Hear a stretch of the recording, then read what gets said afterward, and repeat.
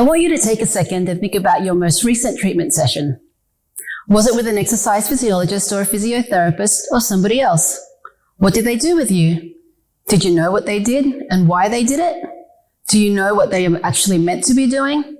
How did you feel during and after the session? Hi, my name is Rhea Mercado. I'm a workplace rehab consultant and an accredited exercise physiologist and the author of Compo, a rehabilitation consultant's journey. I've been in workplace rehab and workers' compensation since 2005, and today I'm here to answer some of these questions and to give you some information on how you can make sure that you're getting the best service and advice from your allied health treatment providers. What is an allied health treatment provider?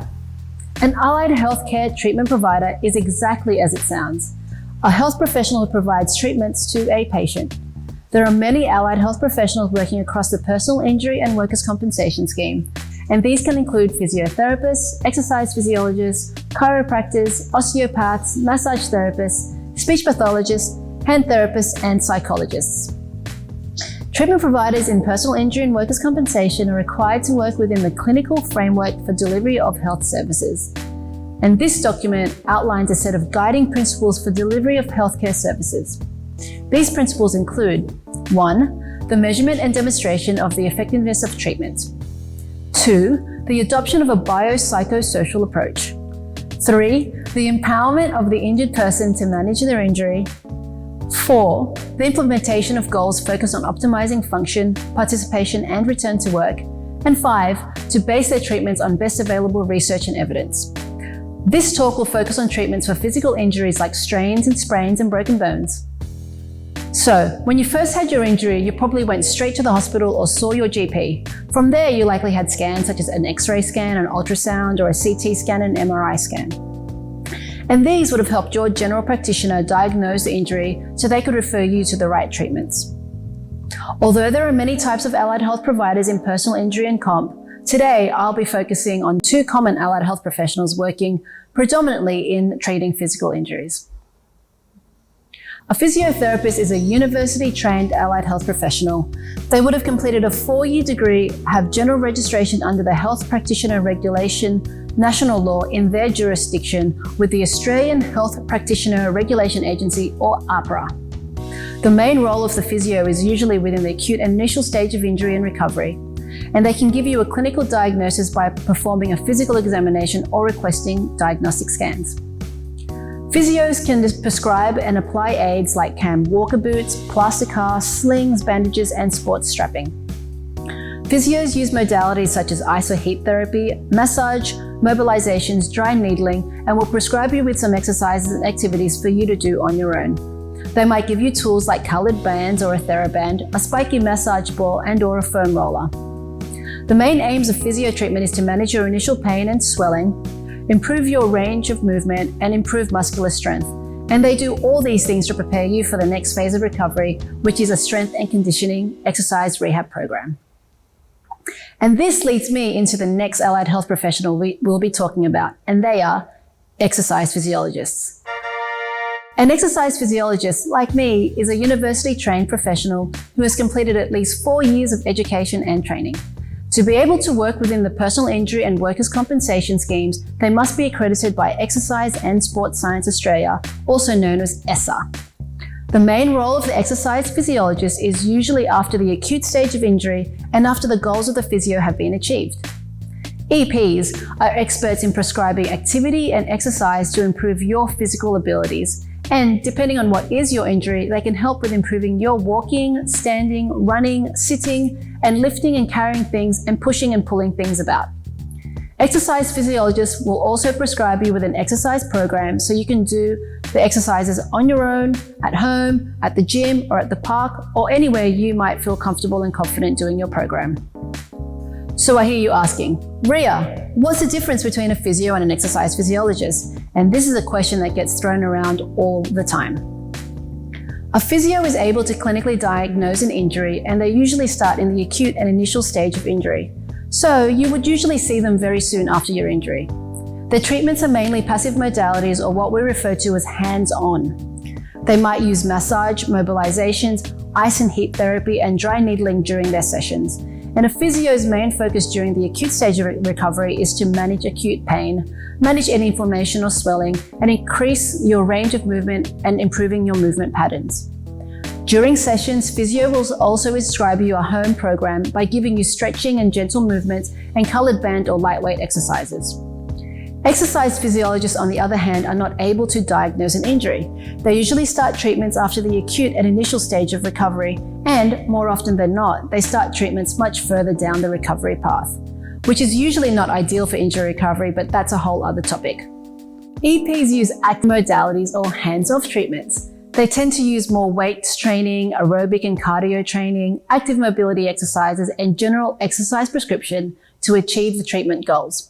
The main focus of EP treatments is to build on the work that the physiotherapist has done by continuing to improve your movement technique, muscle strength, and muscle endurance, and to improve your confidence with specific activities that you might need to be able to do at home or at work. So again, they help you with work on things like lifting and carrying, pushing and pulling, walking, running, bending, and twisting. It is expected that during the sessions, your EP will prescribe an exercise rehab program, which will be somewhat similar to the exercises you have done during your treatment session. The EP will also give you the skills to be able to progress through the exercise program, so you can do these all by yourself. Depending on the practitioner and their individual experience and training, there might be some crossover of therapies and services. However, as a general rule, physiotherapists are trained in hands-on therapies, and exercise physiologists are trained in hands-off therapies. Both physios and EPs should promote and teach you self-management techniques so that you know how to care for yourself during the recovery process, and you know what to do in the event of a flare-up or aggravation of symptoms. So what should you expect from your treatment provider? Although we've spoken specifically about physios and exercise physiologists, in this section, we'll talk about what you should expect from any of your treatment providers.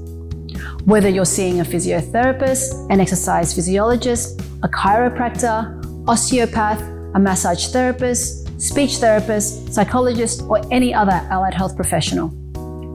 Usually in Compo, your treatment provider is being paid by the scheme. However, you are still the customer, and like any customer, you should expect to receive a professional and thorough service.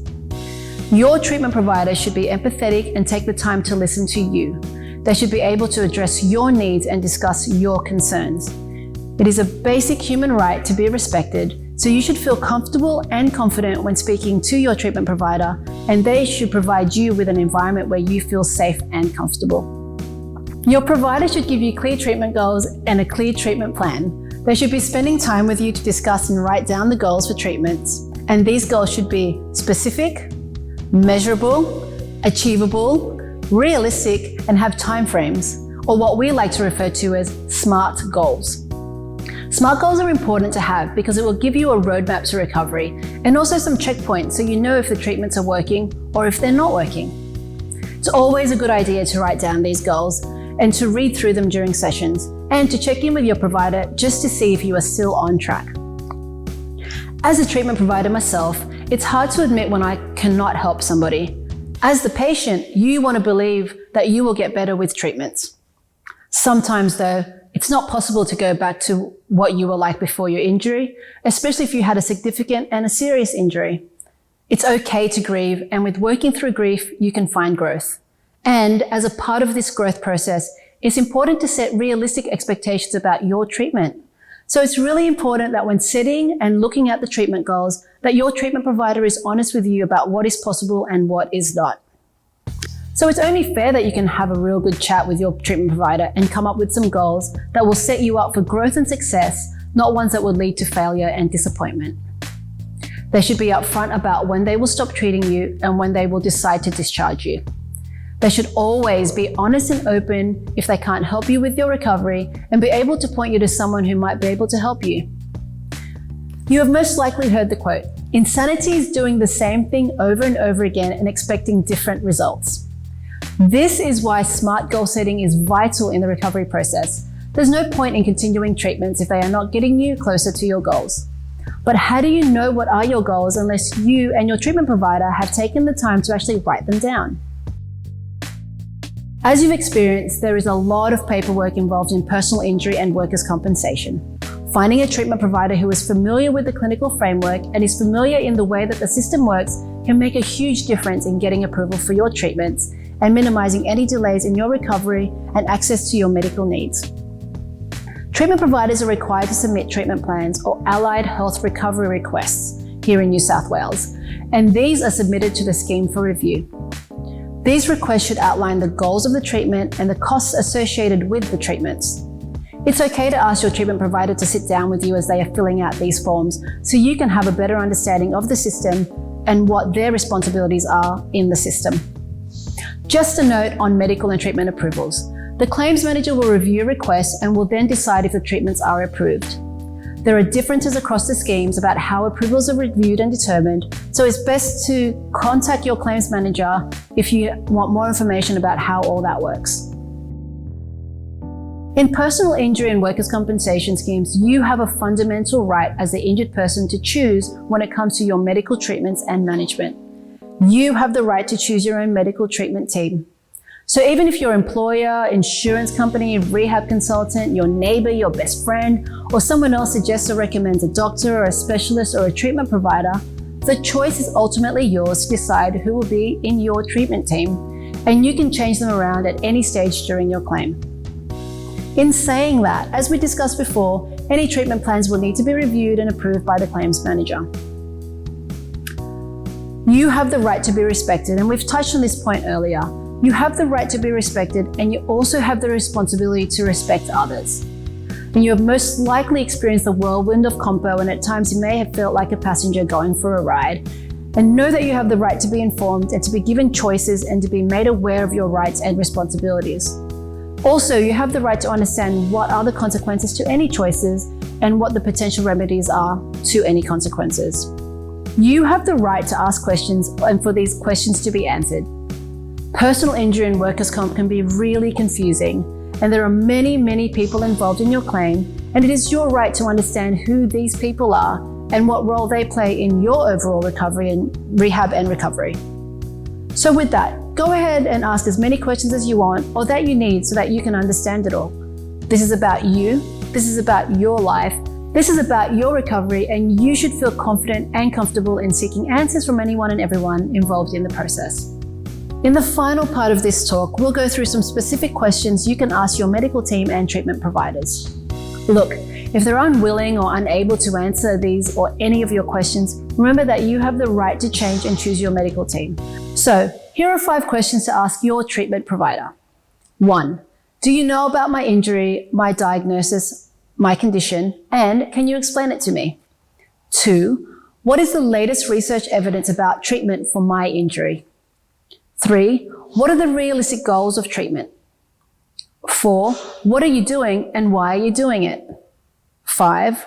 What will you do if I don't seem to be getting better with your treatments? Thank you for taking the time to listen and watch this talk. I hope it gave you some helpful information about what to expect from your treatment providers and also the confidence to speak with your medical team about your recovery.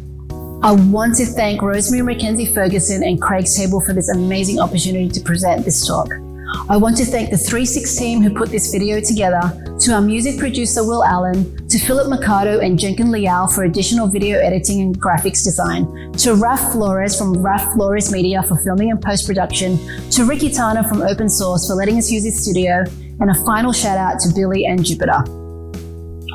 We are a family-owned and run business, and you can find out more about our work at www.36.com.au. Thank you.